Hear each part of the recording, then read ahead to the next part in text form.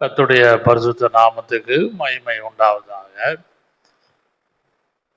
ஆதியாகமம் 18ஆம் அதிகாரத்திலே கடைசி பகுதியை நாம் தியானிக்கலாம். கொஞ்சம் வாதி குறைங்க கொஞ்சம் குறைங்க, விசில் அடிக்குது. இந்த 18ஆம் அதிகாரத்திலே 3 பகுதிகளாக நாம் தியானித்தோம். ஏனென்றால் ஆபிரகாம் தேவனுடைய நண்பனாய் காணப்பட்டான். Friend of God. Abraham the friend of God. 18th சாப்டர்ல அவன் ஒரு நண்பனாக ஒரு ஒரு ஃப்ரெண்ட்ஷிப்பாக காணப்பட்டான். அதாவது Enoch walked with God, Noah walked with God. அது ஒரு விதமான ஒரு ஐக்கியம், அது ஒரு விதமான ஃபெல்லோஷிப். இது ஆபிரகாமுடைய ஃபெல்லோஷிப் இஸ் டிஃப்ரெண்ட். ஒன்று ஒவ்வொரு, அதுபோல நம்முடைய ஆவிக்குரிய ஜீவியத்தில் கர்த்தரோடு உள்ள ஐக்கியம் எனக்கும் உங்களுக்கும், ஒவ்வொரு குடும்பத்துக்கும், ஒவ்வொரு சபை விசுவாசிகளுக்கும் டிஃப்ரெண்ட் ஆங்கிளில் இருக்கும், வெளியே தெரியாது.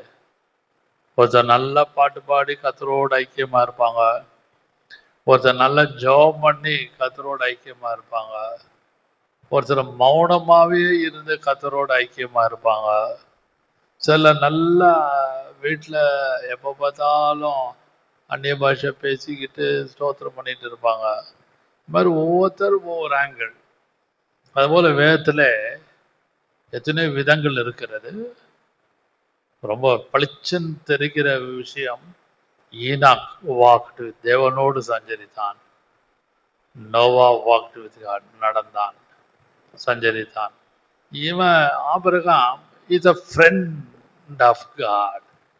அதனால்தான் 3 வசனம் நம்ம ஏற்கனவே அதை இன்ட்ரடக்ஷனாக சொன்னேன், மறுபடியும் சொல்லுகிறேன். 2 நாளாகவும் 20ஆம் அதிகாரம் 7ஆம் வசனம், ஐசாயா 41:8, ஜேம்ஸ் 2:23.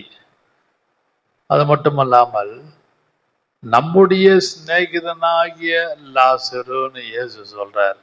நம்முடைய சிநேகிதனாகிய லாசரு. அந்த ஆதி ஜான்ஸ் காஸ்பல் 15:13-15 அதையும் நாம் அந்த வசனத்தை படித்தோம். இந்த 3 ஆங்கிள் என்று சொல்லும் பொழுது, இந்த முதல் 7-8 வசனம் Abraham minister to the Lord, கர்த்தருக்கு ஊழியம் செய்தான்.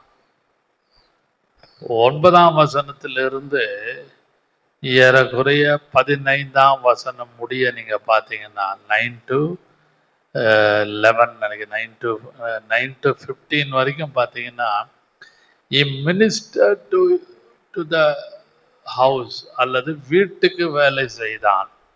நன்றாக விளங்கிக் கொள்ளுங்கள். அவன் குடும்பமாக இருந்து கொண்டு எப்படியெல்லாம் கர்த்தருக்கு வேலை செய்தான், ஊழியம் செய்தான். அதான் அந்த டாபிக். அதான் இந்த 18ஆம் அதிகாரத்தில் இன் 3 different areas Abraham have a contact with Jehovah or to the Creator. அவன் முதல் 7-8 வசனத்தை மினிஸ்டர் டு த லார்ட். 2வது 9ஆம் வசனத்திலிருந்து 15ஆம் வசனம் முடிய பார்த்தீங்கன்னா மினிஸ்டர் டு த ஹவுஸ், அல்லது வீட்டுக்கு அவன் ஊழியம் செய்தான், வேலை செய்தான். மீதி அடுத்த பகுதியை பார்ப்போமானால் வசனம் சொல்லுகிறது, அதே 18ஆம் அதிகாரம் 16ஆம் வசனத்திலிருந்து 33ஆம் வசனம் முடிய he ministered to the world, உலகத்துக்கு ஊழியம் செய்கிறான்.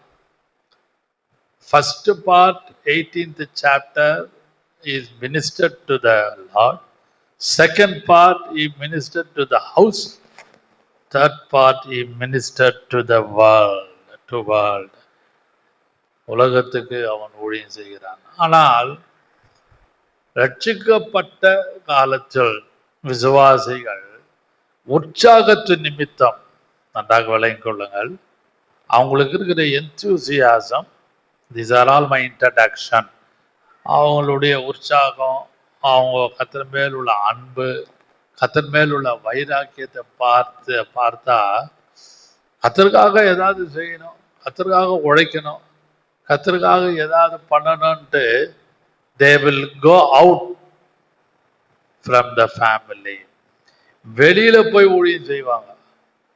ஆனால் அக்கார்டிங் டு த பைபிள், வேதத்தின்படி சில முறைகளை பார்ப்போமானால், கர்த்தர் வைத்தது அல்லது கர்த்தருடைய பிள்ளைகள் டெமான்ஸ்ட்ரேட் பண்ண விதம், நடந்த விதத்தை பார்ப்போமானால், முதலாவதாக அவங்க கர்த்தருக்கு ஊழியம் செய்யறான். அந்த வந்த 2-3 பேர். அப்புறம் ரெண்டாவது மினிஸ்டர் டு த வைஃப், அல்லது வீட்டுக்கு வேலை செய்யறான். வீட்டுக்கு வேலை செய்யறது போல ஒரு எட்டிக்காய் நிறைய பேருக்கு ரொம்ப கஷ்டமா இருக்கும். ஓடுறதுக்கு நாம் ஆசைப்படுவோம், வெளியே போய் ஏதாவது செய்யணும்னு. No no no no. அதனால்தான் சங்கீதக்காரன் சொன்னார், என் வீட்டிலே உத்தம இருதயத்தோடு நடந்து கொள்வேன். அது போல வீடு நமக்கு ஒரு ஒர்க் ஷாப், ஒரு லேத்து மாதிரி நம்மளை போட்டு கர்த்தர் ஷேப் பண்ணுவார். Including me, I am docking, எல்லாருக்கும். மூன்றாவது அவன் என்ன பண்ணான், he ministered to world. வெளியில போய் ஊழியத்துக்கு போறான், ஊழியம் செய்யறான், கர்த்தருக்காக போறான். ஆனால் இந்த கிருபையின் காலத்திலே நீங்களும் நானும் பார்க்கும் பொழுது அநேக கர்த்தருடைய பிள்ளைகள் செய்த பிழை என்னவென்றால், ஏதாவது கர்த்தருக்கு செய்யணும்னு வீட்டை அப்படியே விட்டுருவாங்க, மனைவியை விட்டுருவாங்க, பிள்ளைகளை விட்டுருவாங்க. they won't set right the family. set rightனா நம்ம வீடு தான் நமக்கு முக்கியம். கர்த்தர் he didn't create the church, he created only family. ஒரு குடும்பத்தை தான் உருவாக்குனாரு. ஏதேன் தோட்டத்தில் ஒரு சபையை உருவாக்கல. சபைலாம் பிற்பாடு வந்த ஒரு சம்பவம், சூழ்நிலை. அதனால God always deal with only within the family. நீங்கள் அதை நம்பினாலும் சரி, நம்பாவிட்டாலும் சரி, ஏற்றுக்கொண்டாலும் சரி, இது பார்த்து கேட்டுக்கொண்டு இருக்கிற யாரானாலும் கர்த்தர் குடும்பத்துல தான் நம்மளை வச்சு வச்சு வச்சு வச்சு ஷேப் பண்ணுவார். அது புருஷனா இருக்கலாம், தாயா இருக்கலாம், தகப்பனா இருக்கலாம், மனைவியா இருக்கலாம், பிள்ளைகளா இருக்கலாம், whoever may be. அதனால நீங்களும் நானும் நன்றாக விலகி கொள்ள வேண்டும். ஏப்ரகாம் ஃப்ரெண்ட் ஆஃப் காட், அவன் தேவனோடு அவன் ஒரு ஐக்கியம், அந்த ஃப்ரெண்ட்ஷிப்பை மெயின்டைன் பண்ணிட்டே இருந்தான். நீங்களும் நானும் அப்படிப்பட்ட ஒரு ஃப்ரெண்ட்ஷிப்பை மெயின்டைன் பண்றோமான்னு பாருங்க. Everybody is at fault. Maybe the servant of God, maybe the believer, household members, whoever. There are many people, many believers are at fault. Coming to the point, குறிப்புக்கு வருகிறேன். நான் இந்த 3வது பகுதியை நான் சொல்லுகிறேன். He ministered to world. 16ஆம் வசனத்திலிருந்து 33வது வசனம் முடிய 18ஆம் அதிகாரம் ஆதியாகமம் 18ஆம் வசனம் 16ஆம் வசனம் வாசியுங்கள். பின்பு அந்த புருஷர் எழுந்து அபிடமிட்டு சோதமை நோக்கி போனார்கள். ஆபிரகாமும் அவர்களோடு கூட போய் வழிவிட்டு அனுப்பினான். மறுபடியும் அடுத்த வசனம் வாசியுங்கள். அப்பொழுது கர்த்தர் ஆபிரகாம் பெரிய பலத்த ஜாதி ஆவதினாலும் அவனுக்குள் பூமியில் உள்ள சகல ஜாதிகளும் ஆசீர்வதிக்கப்படுவதினாலும் நான் செய்ய போகிறதை ஆபிரகாமுக்கு மறைப்பேனோ. கவனிங்கள், நான் செய்ய போகிறதை ஆபிரகாமுக்கு மறைப்பேனோ. It's a very deep thought, very deep meaning.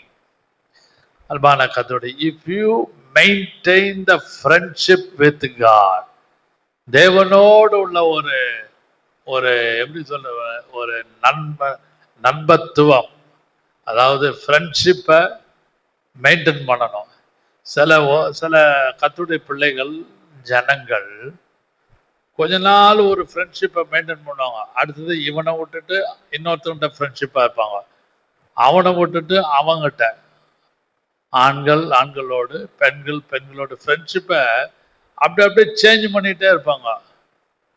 ஆனால் if you take Abraham and creator until his death, Abraham's death, the Abraham called friend of God. அது நீங்களும் நானும் அப்படிப்பட்ட ஒரு ஃப்ரெண்ட்ஷிப்பை நாம் மெயின்டைன் பண்றோமா பாருங்க. யோவான் 15ஆம் அதிகாரம் தெரிந்த வசனம் தான். 15 வாசிங்க, பார்க்கலாம். முடிந்தால் வாசிங்கள். ஏற்கனவே யோவான்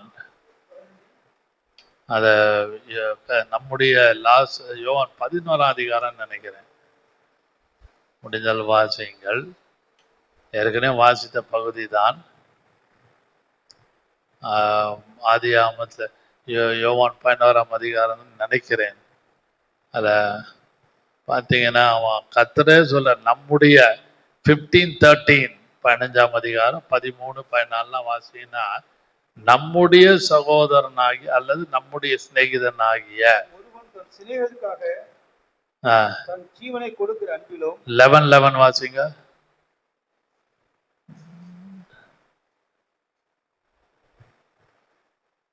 ஜான் 11.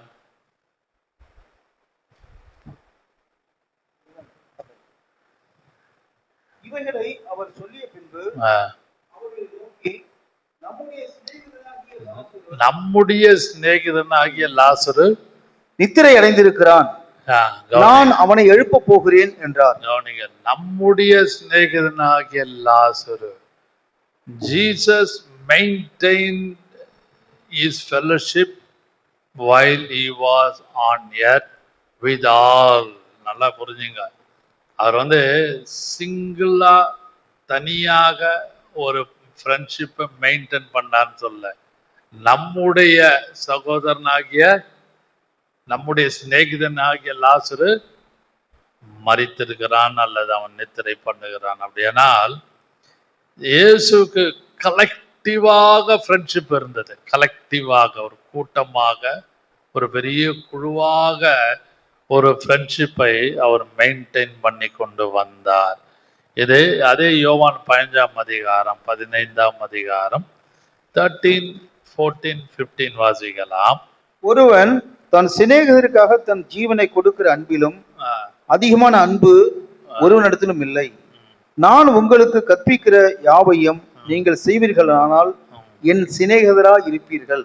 என் சிநேகிதராய் இருப்பீர்கள். ஆபிரகாம் அதை செய்தான், லாசரும் அதை செய்திருக்கிறான். அதனாலே நீங்கள் நான் கற்பிக்கிறதை, என்ன வசனம் சொல்லுது, மறுபடியும் வாசிங்கள். நான் கற்பிக்கிறதை நீங்கள் செய்தால் அல்லது அதை பின்பற்றினால், அதே யோவான் சிநேகிதராய் இருப்பீர்கள். 13, அதாவது 13ஆம் வசனம், 14ஆம் வசனம், 15. ஒருவன் தன் சிநேகிதருக்காக தன் ஜீவனை கொடுக்கிற அன்பிலும் அதிகமான அன்பு ஒருவரிடத்திலும் இல்லை. நான் உங்களுக்கு கற்பிக்கிற யாவையும், நான் உங்களுக்கு கற்பிக்கிற யாவையும் யாவையும் நீங்கள் செய்வீர்களானால், if you do that, அதாவது whatever the creator or whatever the Jesus told, எதைதான் சொன்னாரோ அதெல்லாம் நீங்களும் நானும் அவர் போதித்ததை கற்பித்ததை செய்வோமானால் என் சிநேகிதராய் இருப்பீர்கள். you will become a friend. என்னுடைய சிநேகிதராய் இருப்பீர்கள். அன்பான கர்த்தருடைய பிள்ளைகள், நீங்களும் நானும் இயேசு ஒவ்வொரு நாளும் நம்மிடத்தில் கற்பிக்கிற வசனத்தின்படி ஜெபிக்கும் பொழுது, அவர் நமக்காக எல்லாம் சொல்லும் பொழுது, அவர் சொல்லிக் கொடுக்கிற கற்பிக்கிற யாவையும் நானும் நீங்களும் கை கொள்வோமானால் we will become a friend of God. அந்த ஆபிரகாமோடு நீங்களும் நானும் சேர்ந்து சொல்ல முடியும். உங்க பேரை வைத்து கொண்டு சொல்லலாம், நானும் என் இயேசுவும் நண்பர்களாக இருக்கிறோம். அல்லேலூயா. அதுக்கு ஃபண்டமெண்டல் என்ன, அடிப்படை என்ன? நான் கற்பிக்கிற யாவையும் செய்வீர்களானால் நீங்கள் சிநேகிதராயிருப்பீர்கள். அப்படியானால் அவர்காம் தேவன் சொன்னதை அவன் செய்திருக்கிறான், செய்திருக்க வேண்டும் 100க்கு 100. அந்த இடத்துல வெளிச்சமாக அப்படியே வெட்ட வெளியாக எழுதப்படவில்லை. 3 வசனம் friend of God, friend of God, என் சிநேகிதனாகிய ஆபிரகாம், என் சிநேகிதனாகிய ஆபிரகாம் எழுதியிருக்குது. ஆனால் அண்டர்நீத் பாயிண்ட் என்னவென்றால், இயேசு தன்னுடைய ஜீவிய காலத்தில் பூலோகத்தில் யோவான் 15ஆம் அதிகாரம் 13-14 நான் கற்பிக்கிற யாவையும் நீங்கள் செய்வீர்களானால் மை ஃப்ரெண்ட், என்னுடைய சிநேகிதர்களாய் இருப்பீர்கள். அன்பான கர்த்தருடைய பிள்ளைகளே, இந்த சிநேகிதன் எல்லாமே போத் பாசிட்டிவ் அண்ட் நெகட்டிவ்ல ஒரே மாதிரி இருப்பான். நல்ல விளையங்களும் கஷ்டத்திலும் நஷ்டத்திலும் துரோகத்திலும் அவமானத்திலும் நிந்தையிலும் அந்த ஃப்ரெண்ட்ஷிப்பை விட்டு கொடுக்க மாட்டாங்க. அதுபோல இயேசுவும் அதை விட்டு கொடுக்கல. அதை காட்டி கொடுத்த அந்த யூதாஸ் அந்த வேளையில என்ன சொன்னார் இயேசு? ஃப்ரெண்டுன்றாரு, சிநேகிதனே என்று சொல்றாரு. அப்போ அந்த சீஷர்களோடு உள்ள ஃப்ரெண்ட்ஷிப்பை யோசித்து பாருங்க. அந்த 12 சீஷர்கள் இயேசுவோடு உள்ள ஃப்ரெண்ட்ஷிப்பை நல்லா மெயின்டைன் பண்ணாங்க. ஆகினால அந்த ஃப்ரெண்ட்ஷிப்புடைய அந்த ஜெனித் உச்சக்கட்டம் அவருக்கு அப்படியே இயேசு அப்படியே வாமிட் பண்றாரு. சிநேகிதனே எந்த இடத்துல சொல்றாரு சொல்லுங்க பார்க்கலாம். காட்டி கொடுக்கிற கஷ்டமான வேலை, அவமானமான வேலை, ஹெல்ப்லெஸ், உதவியற்ற ஒரு நிலைமை, நம்மளால தாங்க முடியாத, யோசிக்க முடியாத, கிரகிக்க முடியாத காரியங்கள் நடக்கும் பொழுது சிநேகிதனே. இது ரொம்ப ஆழமான வார்த்தை. வீட்டிலும் வெளியிலும் ஊழியத்திலும் பிஸ்னஸிலும் வேலை ஸ்தலத்திலும் எல்லா இடங்களிலும் நமக்கு விரோதமாக நடக்கிற காலகட்டத்தில், நடந்து கொண்டிருக்கிற காலகட்டத்தில் இயேசு அந்த சூழ்நிலையில சிநேகிதனே என்று சொல்லுகிறார். ஹல்லேலூயா. நீங்களும் நானும் நல்லா யோசிங்க. அந்த காட்டி கொடுத்த அந்த சூழ்நிலையில ஃப்ரெண்ட், சிநேகிதனே என்று சொல்லுகிறார். அன்பான கர்த்தருடைய பிள்ளைகளே, இந்த காலை வேளையிலே நான் இந்த பகுதியை 33ஆம் வசனத்திலிருந்து ஏறக்குறைய அந்த 18ஆம் அதிகாரம் வசனத்திலே நான் 16ஆம் வசனத்திலிருந்து 33ஆம் வசனம் முடிய he ministered to world, உலகத்துக்கு வேலை செஞ்சான். சிநேகிதனே என்று சொல்லும் பொழுது அந்த இடத்துல ஃப்ரெண்ட் ஆஃப் காட்னு சொல்லும் பொழுது அந்த 18ஆம் அதிகாரத்தில் ஒரு வசனம் இருக்கிறது.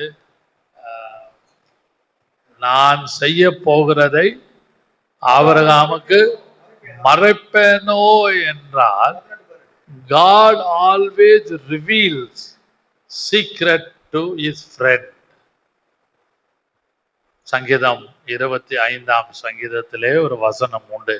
14 அல்லது 15 நினைக்கிற, முடிந்தால் வாசிக்கலாம். 25ஆம் சங்கீதம். கர்த்தருடைய ரகசியம், எனக்கு வசனம் சொல்லுங்க. 25:14. 14. கர்த்தருடைய ரகசியம், கர்த்தருடைய ரகசியம் அவருக்கு பயந்தவர்களிடத்தில் இருக்கிறது, அவருடைய பயந்தவர்களிடத்தில் இருக்கிறது. அவர்கள் நான் செய்ய போகிறதை ஆபிரகாமுக்கு மறைப்பேனோ.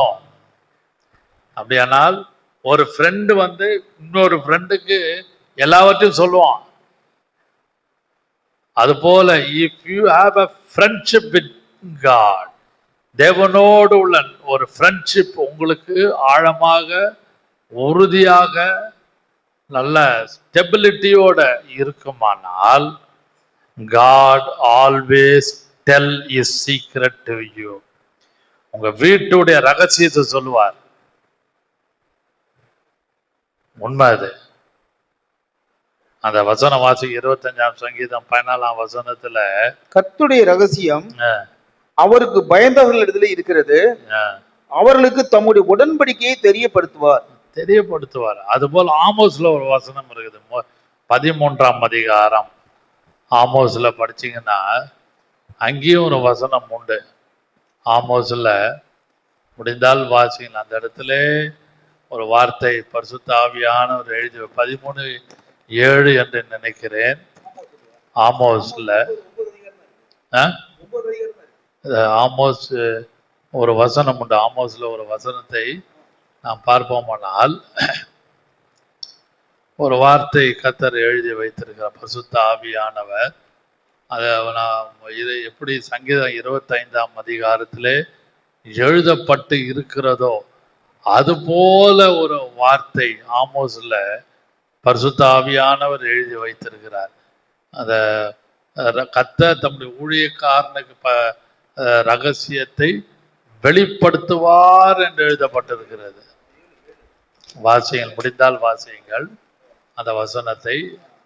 முடியுமானால் இல்லாவிட்டால் உன நேரம் இல்லை, நாம் அடுத்த பகுதியை கடந்து போகலாம்.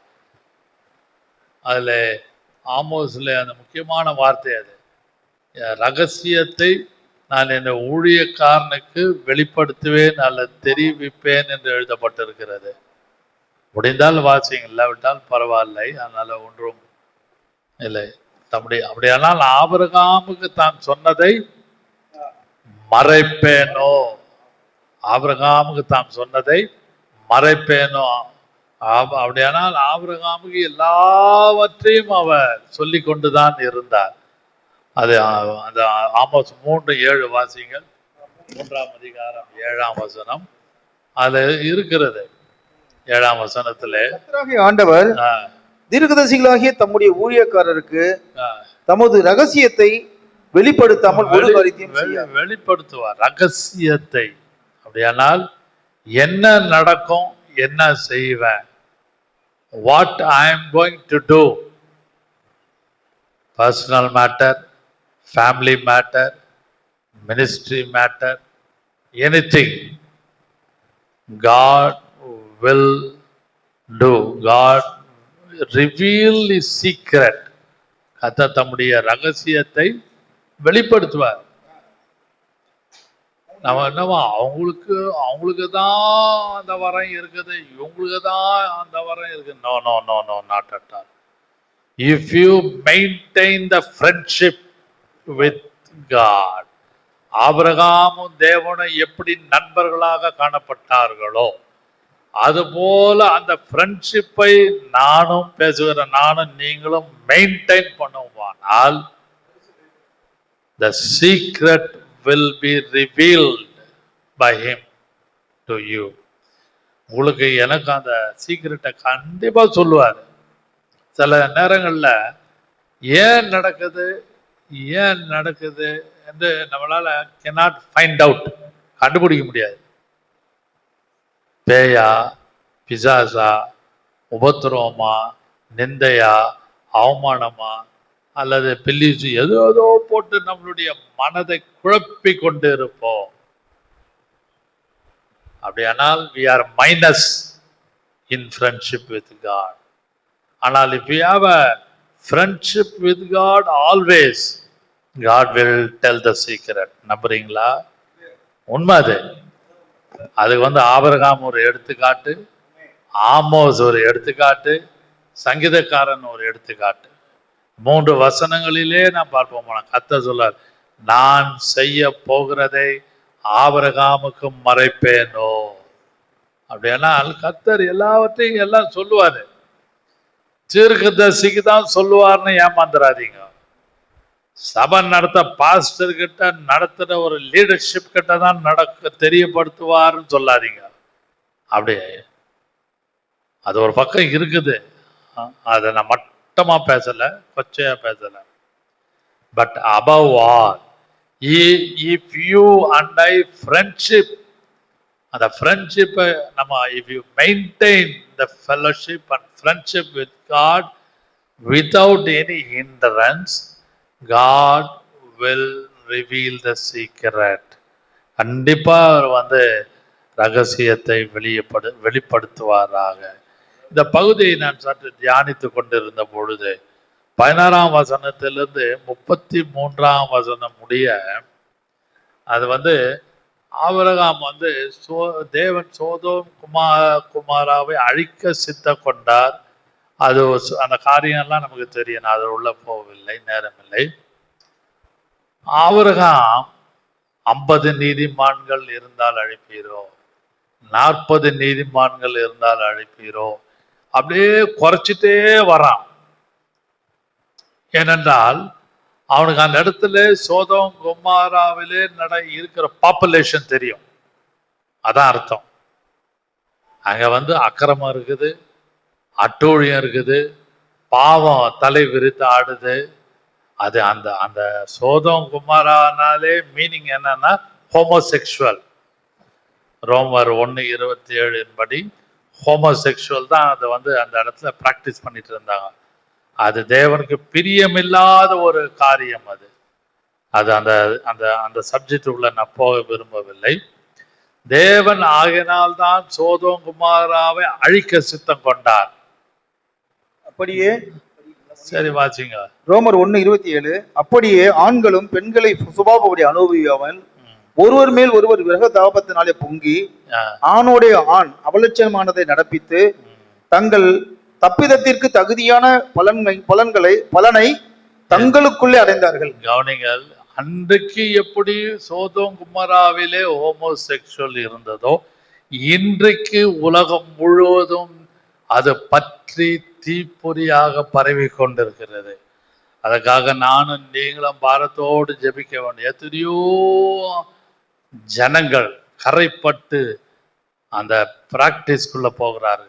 கத்ததாமே அந்த ஜனங்களை மன்னித்து மன்னித்து மன்னித்து விடுதலை கொடுக்க நீங்களும் நானும் ஜெபிக்க நாம் கடமைப்பட்டு இருக்கிறோம். அதனால்தான் நான் செய்ய போகிறதை ஆபிரகாமுக்கு மறைப்பேனோ. இங்கே குறிப்புக்கு வருகிறேன். இந்த இடத்துல பார்ப்போமானால் அவன் பரிந்து பேசுகிறான். இன்ட்ரெஸ்டிங். யாத்திரா 32:11 பார்ப்போமானால் மோசே பரிந்து பேசுகிறான். 1 சாமுவேல் 12ஆம் அதிகாரம் 23ஆம் வசனம், நான் உங்களுக்காக விண்ணப்பம் பண்ணாதிருப்பேனாகில் கர்த்தருக்கு விரோதமாக பாவம் செய்தேன். அப்படியானால் நீங்களும் நானும் முதலாவதாக வெளியே ஊழியம் செய்வதற்கு பதிலாக, கவனிங்கள், வெளியே போய் அவன் பார்க்கறான். அவன் வந்து பார்க்கறான் ஆபிரகாம் மறைப்பன் to the world, to world, doing ministry to world. அவங்க ஊழியம் வந்து அவங்க வெளியில போகுது. முதலாவது கர்த்தருக்கு, 2வது வீட்டுக்கு, 3வது வெளியில போறான். வெளியில எங்கே? அவனுடைய ஃபேமிலி மெம்பருக்காக ஜெபிக்கிறான். நானும் என் வீட்டாரும் என்றால் கர்த்தரையே சேவிப்போம். அந்த வசனம் வந்து அப்புறம் தான் வருது. ஆபிரகாம் காலத்துல அது எழுதப்படலை, அது ரொம்ப யோசுவான் காலத்துல எழுதப்பட்ட வசனம்.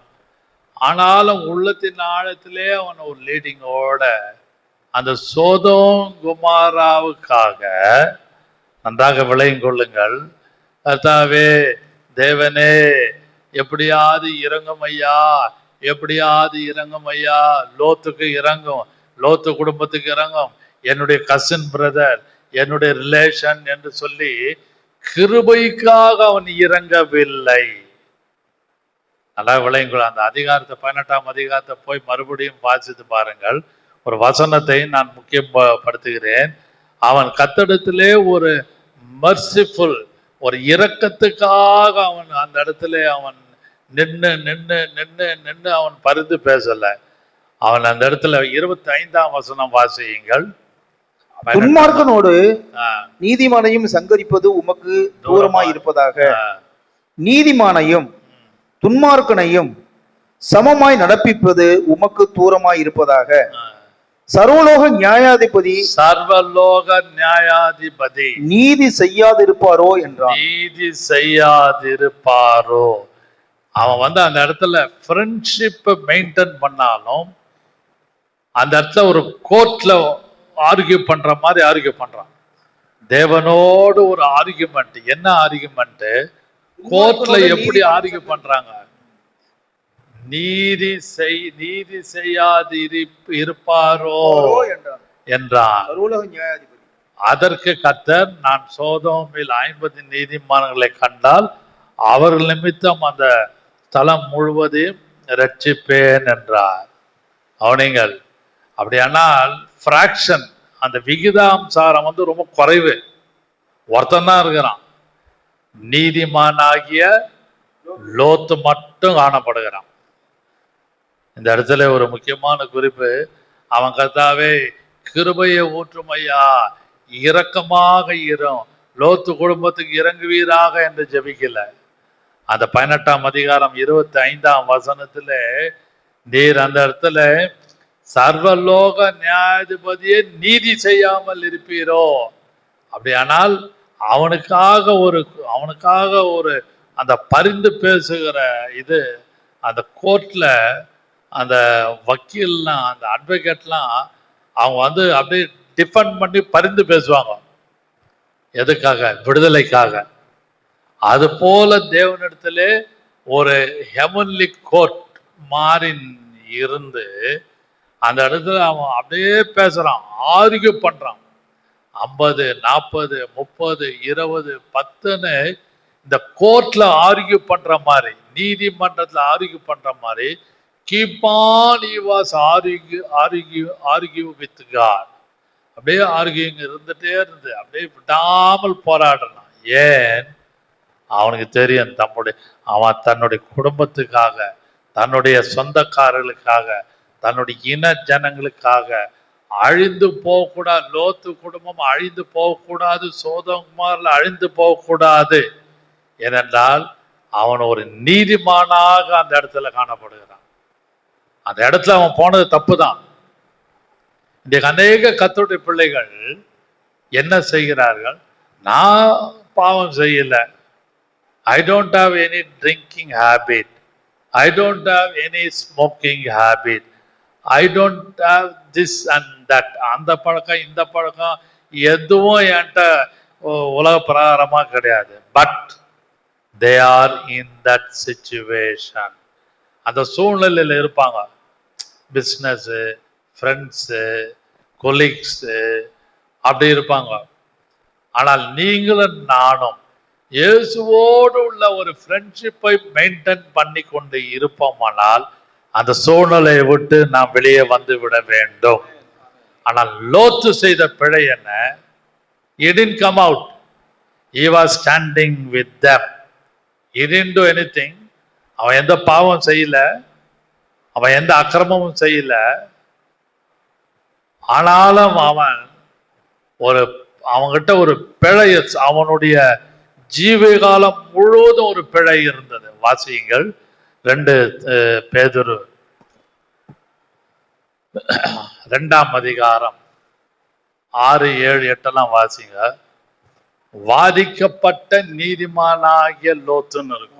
சோதம் கோமரா என்னும் பட்டணங்களையும் சாம்பலாக்கி கவிழ்த்து போட்டு ஆக்கினைக்குள்ளாக தீர்த்த பிற்காலத்திலே அவபக்தியாய் நடப்பவர்களுக்கு அவைகளை திருஷ்டாந்தமாக வைத்து அக்கிரமக்காரர்கள் வாசமாய் இருக்கையில்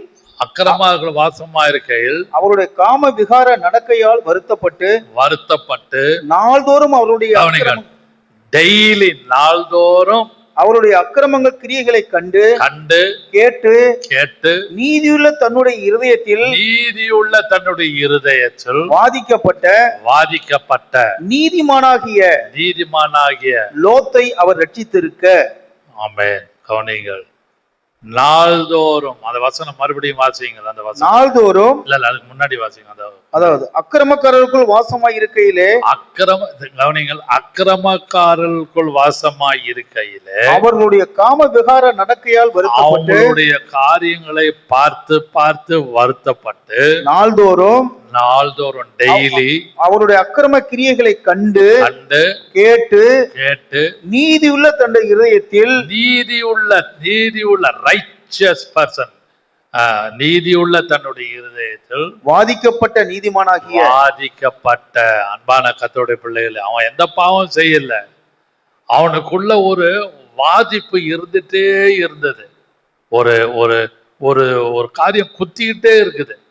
ஓயோ, இப்படி நடக்குது, இப்படி நடக்குது, இப்படி நடக்குது, என்ன இது, எப்படி சீர்படுத்துறது? அவன் ஜெபிச்சான்னு இல்ல வசனம், ஆனால் ஆபரகாம் பரிந்து பேசுறான். நீதிமான்கள் 50 இருந்தால் அழிப்பீரோ, 40 நீதிமான் இருந்தால் அழிப்பீரோ என்று he was praying, interceding with God. But Lot was not like that. ஏன் அப்படி இல்ல?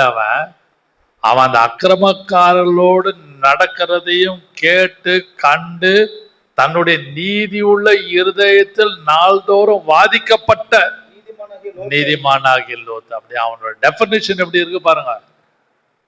அவனுடைய டெஃபினிஷன் கர்த்தர் சொல்றாரு. பேதுரு எழுதும் பொழுது தன்னுடைய நிருபத்தில் மறுபடியும் அந்த வசனத்தை வாசிங்கள். இருதயத்தில் பதிக்கும்படியாக நான் விரும்புகிறேன். வாசிங்க. அக்கிரமக்காரர்கள் வாசமாய் இருக்கையில் அவருடைய காம விகார நடக்கையால் வருத்தப்பட்டு நாள்தோறும் அவருடைய அக்கிரம கிரியைகளை டெய்லி கேட்டு நீதியுள்ள தன்னுடைய இருதயத்தில் வாதிக்கப்பட்ட நீதிமானாகிய லோத்தை, வாதிக்கப்பட்ட 6 காரியங்க, வாதிக்கப்பட்ட நீதிமானாகிய லோத்தை அவர் ரட்சித்திருக்க. அப்படியானால் இந்த உலகம் முழுவதும் நீங்களும் நானும் சில சமயங்களில், நானானாலும் பிரசங்கம் பண்ணுகிற நானானாலும் நீங்களானாலும் வாதிக்கப்பட்ட நீதிமானாகிய லோத்தை போல காணப்படுகிறோமான்னு பாருங்க. சில நேரங்களில் வாதிப்பு இருக்குது. ஏன் இப்படி நடக்குது? கேட்டு கேட்டு பார்த்து அந்த இடத்துல இப்படிலாம் அந்த சூழ்நிலை இப்படி இருக்குதுன்னு நம்ம டெய்லி பாதிக்கப்படுறோம். Maybe in the family, maybe in the business, maybe in the ministry. ஊழியமானாலும் நான் ஊழியத்தில் கர்த்தருடைய கிருபையினால் 76வது வருஷம் ஊழியத்துக்கு வந்தேன். எனக்கு சில காரியம் ஜெப வீட்டில் நடக்கும். எனக்கு அது ரொம்ப கஷ்டமா இருக்கும். There were 2 leaders, Pastor Sundaram and Pastor Sam Sundaram. I am talking about 71 Purushottamaya Road. அவ பார்த்துருக்கேன். இதெல்லாம் நடக்குது, இதெல்லாம் இவங்களுக்கு தெரியாதா? இவங்க பார்த்துட்டுக்கு தானே இருக்கிறாங்க, 2 பேரும் சைலண்டா இருக்காங்களே. அப்படியானால் நானும் நீங்களும் சில இடங்களில், சில சூழ்நிலையில், within the prayer house I'm talking, those days, not now, faith homeல ஜெப வீட்டில் சில காரியம் நடக்கும் பொழுது அவங்களுக்கு தெரியும், லீடர்ஸுக்கு தெரியும், சொந்தத்துக்கும் தெரியும், சாம் சொந்தத்துக்கு தெரியும். போய் சொன்னாலும் அதை பத்துக்கு எந்த விதமான பதில் வராது, அதுக்கு எந்த வித ஆன்சர் இருக்காது. அப்படியானால் கண்டு கேட்டு பார்த்து, அப்படியான வாதிக்கப்பட்ட, டெய்லி வாதிக்கப்பட்ட நீதிமானாகிய லோத்தை ரட்சித்திருக்க என்று சொல்லும் பொழுது, இன்றைக்கும் உலகத்தில் ரட்சிக்கப்பட்ட குடும்பங்களில் சில சூழ்நிலையிலே நாம் வாதிக்கப்படுறோம். மென்டலி வாதிக்கப்படுறோம், பிசிக்கலி வாதிக்கப்படுறோம், ஸ்பிரிச்சுவலி வாதிக்கப்படுறோம். அது என் வீடா இருக்கட்டும், உங்களுடைய வீடா இருக்கட்டும், ஊழியக்காரர்களுடைய வீடா இருக்கட்டும், லீடர்ஸ் வீடா இருக்கட்டும், வாதிப்புன்றது இன்றைக்கும் அநேக கர்த்தருடைய நீதிமான்கள் குடும்பத்தில் ஒரு வாதிப்பு இருந்து கொண்டே இருக்கிறது. ஆனாலும் எல்லாவற்றிலும் கர்த்தர் கிருபையாய் இருந்து நம்ம ரட்சிக்கிறார். ரட்சிக்கிற ஆத்ம ரட்சிப்பல்ல, அந்த சூழ்நிலையிலிருந்து கர்த்தர் நம்மை மாற்றுவாரு, கண்டிப்பா மாற்றுவாரு. I am talking about my own family சிச்சுவேஷனை நான் பேசுறேன் மனசுல வச்சுக்கிட்டு. அதனால கர்த்ததாமே நமக்கு வேண்டிய கிருபையும் ஞானத்தையும் கொடுத்து நாள்தோறும் வாதிக்கப்பட்ட லோத்தை ரட்சித்த தேவன் ஒவ்வொரு நாளும் வாதிப்புக்குள்ளே இருக்கிற நீங்கள் உங்களையும் உங்க குடும்பத்தையும் கர்த்தர் அந்த சூழ்நிலையிலிருந்து விடுதலை கொடுப்பாரா கொடுக்க மாட்டாரா? இந்த ஜூலை மாசம் முதலாவது சண்டே, ஃபர்ஸ்ட் சண்டேல கர்த்தர் நம்ம தைரியப்படுத்துகிறார், நம்ம பலப்படுத்துகிறார். இதை பார்த்து கொண்டு கேட்டுக்கொண்டு இருக்கிற யாரானாலும் வாதிக்கப்பட்டு நீதிமானாக லோத்து போல வாதிக்கப்பட்டு இருக்கிற கர்த்தருடைய பிள்ளைகளே, இந்த காலை வேளையிலே பரிசுத்த ஆவியானவர் உங்களை தைரியப்படுத்தி அந்த லோத்துவே ரட்சித்த தேவன் உங்க சூழ்நிலையை கர்த்தர் மாற்றுவாராக. பேசுகிற என்னுடைய குடும்பத்தின் சூழ்நிலையை மாற்றுவாராக. எல்லாரும் வீட்டிலையும் ஒரு ஒரு ஒரு ஃபிளாப் இருக்குது, ஒரு அப்ஸ் அண்ட் டவுன் இருக்கிறது எல்லா குடும்பங்களிலும். ஆனால் யாரோ ஒருவர் உங்களுக்காக பரிந்து பேசி கொண்டிருக்கிறார்கள். அங்கே லோத்துக்காக அவர்தான் பரிந்து பேசினபடினாலே நீதிமான் ஆகிய நாள்தோறும் ஆதிக்கப்பட்ட அந்த நீதிமான் ஆகிய லோத்தை ரட்சித்த தேவன் உங்களுடைய சூழ்நிலையெல்லாம் மாற்றி இந்த ஜூலை மாதத்திலே வரும் நாட்களிலிருந்து எல்லாவற்றையும் சீர்படுத்தி ஸ்திரப்படுத்தி பலப்படுத்தி மகிமையிலே கொண்டு போய் நிறுத்துவாராக. ஹல்லேலூயா. அன்பான கர்த்தருடைய பிள்ளைகளே, அவர் ரகசியத்தை வெளிப்படுத்துகிற தேவன்.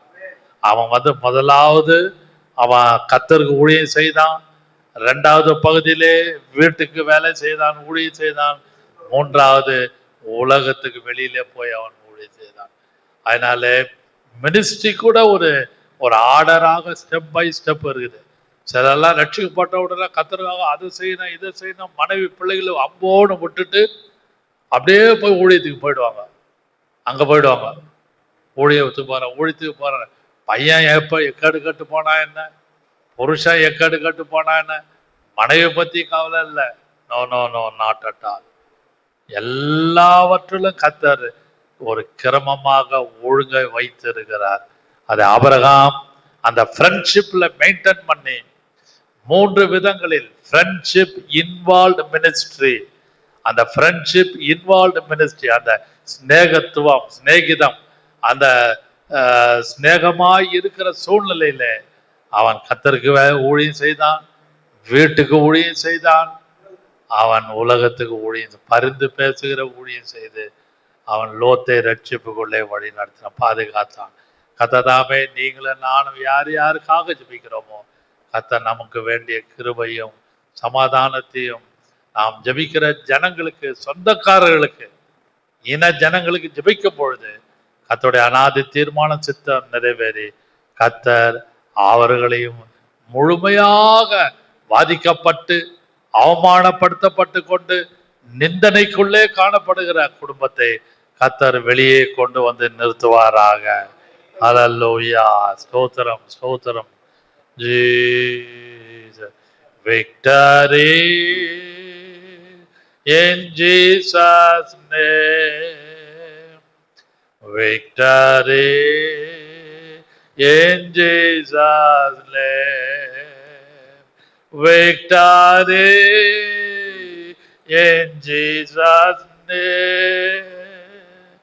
Praise, oh praise the Lord. Praise the Lord.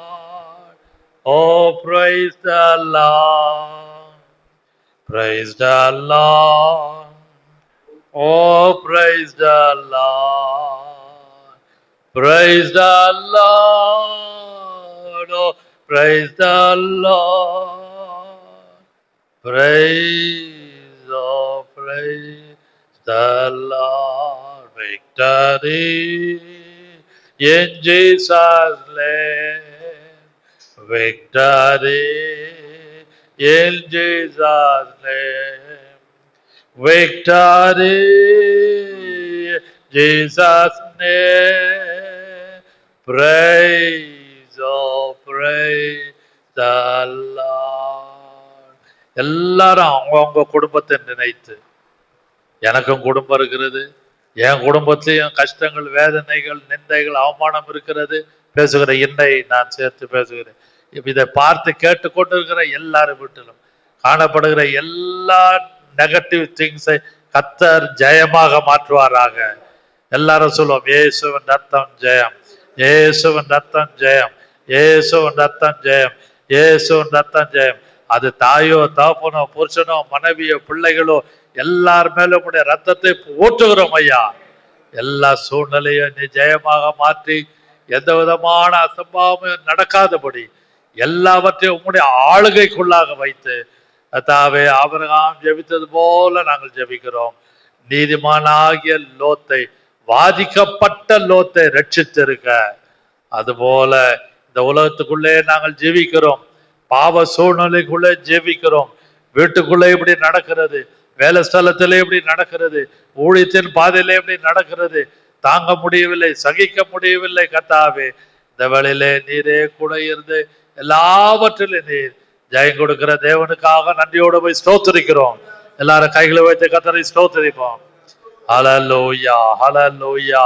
பிதாவாகிய தேவனை ஸ்தோத்திரிப்போம், குமாரனாகிய தேவனை ஸ்தோத்திரிப்போம், பரிசுத்த ஆவியாக தேவனை ஸ்தோத்திரிப்போம். கர்த்தர் நம்ம எல்லாரையும் ஆசீர்வதிப்பாராக. இயேசுவின் நாமத்தில் பிதாவே. Amen, amen. Praise the Lord.